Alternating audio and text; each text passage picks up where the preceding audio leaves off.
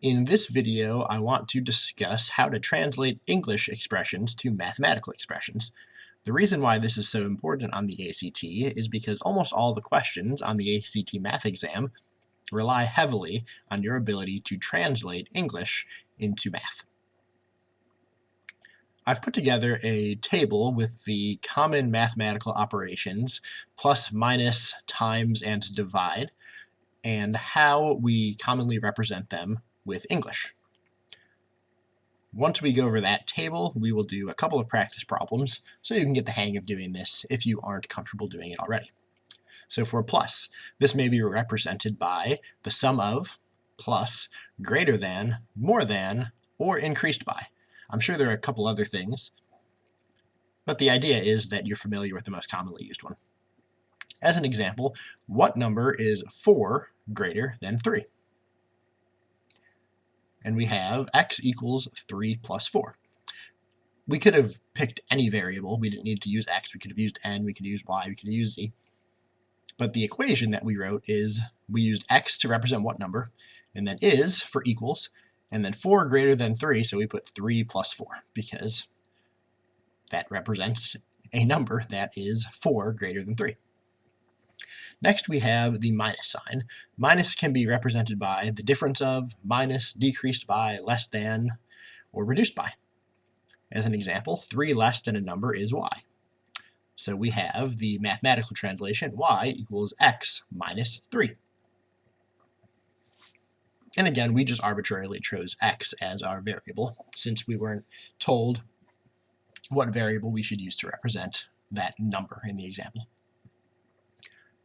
What about the times symbol? Well, times can be represented by, of course, times multiplied by, or the product of.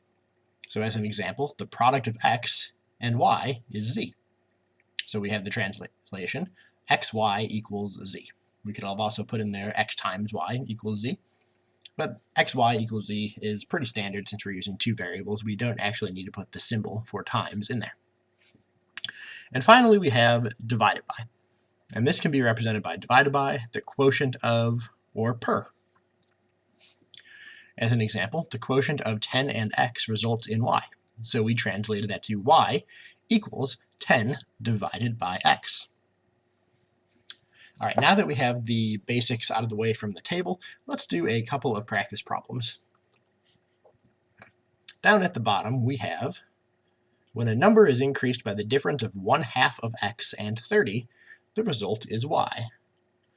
So this we can represent by y equals, and then we have a number is increased by the difference of 1/2 of x and y. So let's pick n for a random number, since x is already part of it. So when a number is increased by the difference of, so we're increased by is plus, and then we have the difference of 1/2 of x, so that's 1/2 of x and 30, so the difference of 1/2 x and 30, so minus 30. So y equals n plus 1/2 of x minus 30, and that should be the equation. All right, the next example, 1.6 less than 3 times a number is 2.2 more than another number divided by 5. So that's a handful. So 1.6 less than 3 times a number. So 3 times a number can be represented by 3x, and then 1.6 less than 3 times a number. So 3x minus 1.6 would be how we translate that. Is, so equals 2.2 more than another number divided by 5. So another number, so let's choose y for the other number, divided by 5, and then we have 2.2 more than that number, plus 2.2. So just to recap, 3x minus 1.6 can be written for 1.6 less than 3 times the number.